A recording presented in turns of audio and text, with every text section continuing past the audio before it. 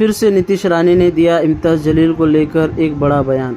जहां पर इम्तियाज़ जलील ने तिरंगा रैली निकाली थी उसी के बारे में बोला और इसी के साथ बोला कि जल्द से जल्द इम्तियाज़ जलील को अटक करे।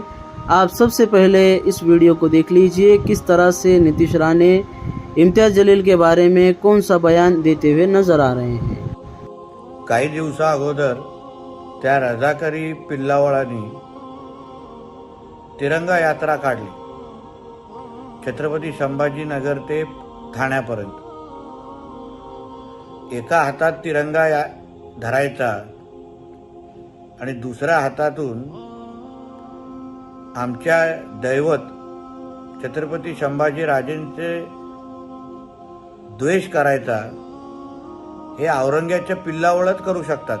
हा इम्तियाज जलील नावाचा हिरवा सापाला लवकरात लवकर